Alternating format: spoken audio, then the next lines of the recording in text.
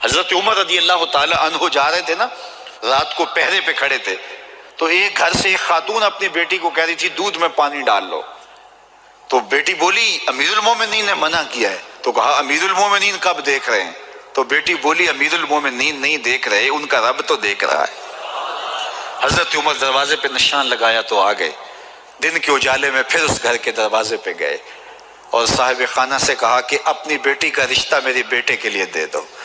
امیر المومنین سوالی بن کے کھڑا ہے اس گھر میں، کہا اس بیٹی کا رشتہ مجھے دے دو۔ ان کو اور کیا چاہیے تھا؟ امیر المومنین کے بیٹے کے لیے رشتہ قبول کر لیا گیا۔ پھر اللہ تعالیٰ جل شانہ ان کو ایک بیٹی دی، اس بیٹی سے اللہ نے ایک بیٹا انہیں دیا، اس بیٹے کا نام حضرت عمر بن عبدالعزیز ہے۔ تو جب مائیں اللہ سے ڈرنے والی ہوں، تنہائی میں ڈرنے والی ہوں، تو پھر اولادیں ایسی ہوتی ہیں۔ اپنی اولادوں کی تربیت کرو، جب بچے چھوٹے ہی ہوں تو ان کے تصور میں یہ بات اچھی طرح سے راسخ کر دو کہ اللہ دیکھ رہا ہے۔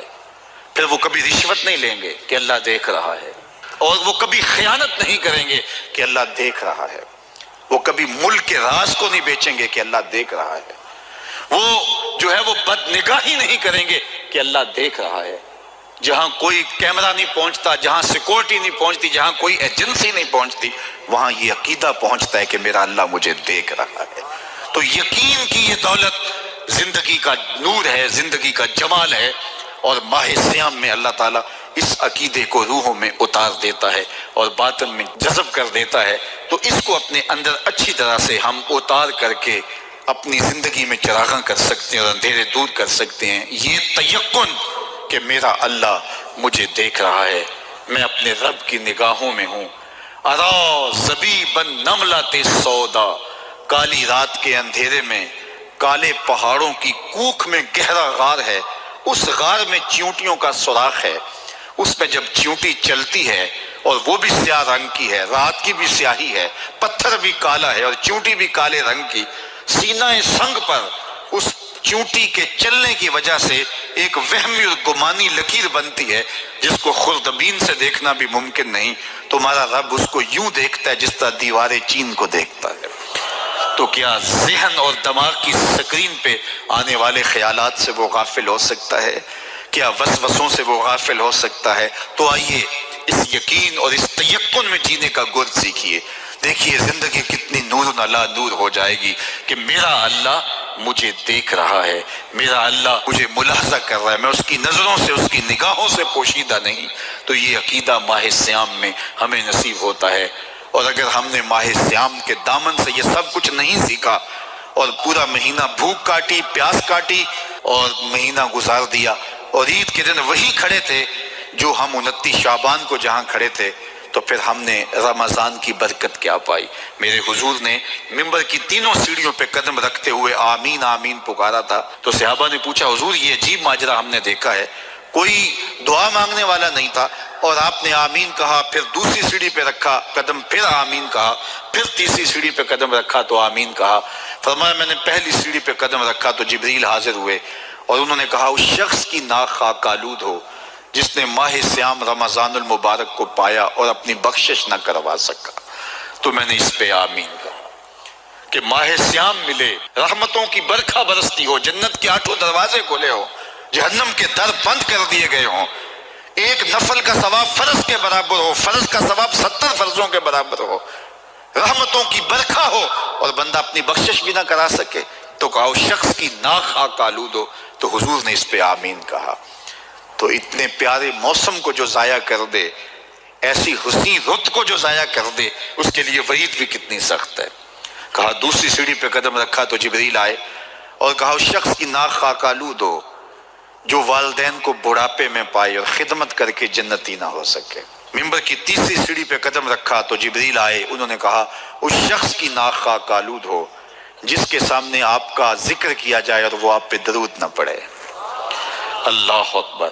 رسول رحمت کا نام آئے تو درود و سلام پیش کرو، ان کا ذکر آئے تو تمہاری روحیں بھی درود پڑھیں، تمہاری زبانیں بھی درود پڑھیں۔ اللہم صلی علی سیدنا و مولانا محمد معدن الجود والکرم۔ ان کا ذکر روحوں کی غذا ہے، ان کا ذکر دل کا قرار ہے، تو ان کے تذکرے کی خوشبو سے اپنے ماحول کو معطر رکھو۔ وہ جوان جو ہی پروان چڑھا، ان فوان شباب آیا، تو اس کی پیشانی سجدے کے تقدس سے مالا مال ہو گئی، اس کی آنکھوں میں حیا اور شرم کے پہرے آ گئے، اس کے خیالوں میں پاکیزگی آ گئی، اس کی زندگی کے شب و روز نیکی کے ماحول میں بسر ہونے لگے، اس کی راتیں ذکر الہی میں، تلاوت کلام مجید میں اور دن یاد الہی میں روزے سے گزرنے لگے۔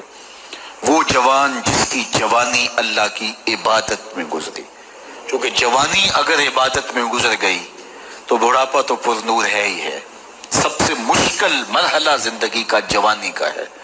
شیطان زیادہ ورغلاتا ہے کسی شخص کو جب وہ جوانی کے مرحلوں سے گزر رہا ہوتا ہے۔ تو جس کی جوانی خیریت کے ساتھ گزر گئی اور اس نے اپنی جوانی کے تقدس کو محفوظ رکھ کے منزل تک پہنچا لیا، اپنی عصمت کے جوہر کی حفاظت کی، اپنی آبرو کو لٹنے نہیں دیا، اپنی آنکھوں کی شرم و حیا پر پہرے بٹھائے اور آنکھ کو برباد نہیں ہونے دیا اور اپنی زندگی کے تقدس کا پہرا دیا، تو جو جوان اپنی جوانی کو خیریت کے ساتھ گزار گیا۔ کسی نے کہا تھا نا، کتاب زیست کا ایک اور باب ختم ہوا، شباب ختم ہوا، ایک عذاب ختم ہوا۔ تو جوانی جس کی منزل تک پہنچ گئی خیریت کے ساتھ، عافیت کے سائے میں۔ مشکل تو بڑا ہے جوانی کو منزل تک لے جانا، خیریت کے ساتھ، داغدار نہ ہونے دینا، جوانی کے تقدس کو رسوا نہ ہونے دینا، عصمت کے جوہر پہ کالک نہ لگنے دینا، خواہشات کو غالب نہ آنے دینا۔ آسان کام تو نہیں ہے، مشکل کام ہے، لیکن اگر کوئی مشکل کاٹ گیا، جوانی کے تھوڑے سے ایام میں گزار گیا، اللہ اکبر۔ حضرت شیخ قتلی کہتے ہیں، داتا گنج بخش علی حجویری علیہ رحمہ کے مرشد ہیں، الدنیا یومن ولنا فیہا صومن۔ وہ کہتے ہیں دنیا ایک دن ہے، ہم روزہ رکھ کے گزار رہے ہیں۔ تو روزہ رکھ کے سارا دن گزر ہی جاتا ہے، دوپہر بھی آتی ہے گزر جاتی ہے، اور عصر کا وقت بھی آتا ہے گزر جاتا ہے، کھانے کا وقت بھی آتا ہے، چائے کا وقت بھی آتا ہے، سب کچھ ہوتا ہے، لیکن گزر جاتا ہے، افطار تک بندہ پہنچ جاتا ہے۔ جس نے زندگی روزے کی طرح گزار دی، جس نے جوانی روزہ رکھ کے گزار دی، خواہشات کو بے قابو نہیں ہونے دیا، مشکل کام تھا لیکن اس نے مشکل کام کر دکھایا۔ اجر کتنا بڑا ہے، سنیے، اللہ کے محبوب کی زبان سے سنیے۔ حضور نے ارشاد فرمایا جو سید ابو ہریرہ کے ذریعے سے ہمارے تک پہنچا، فرمایا قیامت کے دن جب سورج کا رخ سیدھا ہوگا، زمین تانبے کی ہوگی، لوگ پسینے میں شرابور ہوں گے، کوئی ٹخنوں تک پسینے میں، کوئی گھٹنوں تک، کوئی کمر تک، کسی کو پسینے کی لگام دی جائے گی، اور وہ پسینہ ایسے نہیں ہوگا جس طرح یہ پسینہ ہے، اتنا گرم ہوگا۔ ابن رجب حنبلی کہتے ہیں اس پسینے کا ایک قطرہ اگر احد پہاڑ پہ ڈال دیا جائے تو وہ پگھل جائے، اتنا گرم ہوگا، بدبودار اتنا ہوگا، ایک قطرہ دنیا پہ ڈال دیا جائے، انسان کیا جانوروں کے دماغ بھی پٹ جائیں، اس پسینے میں لوگ شرابور ہوں گے۔ لیکن جس نے اپنی جوانی کو عافیت سے گزارا ہوگا، کل قیامت کے دن جب کوئی سایہ نہیں ہوگا، اللہ اس جوان پر اپنے عرش کا ٹھنڈا سایہ عطا فرمائے۔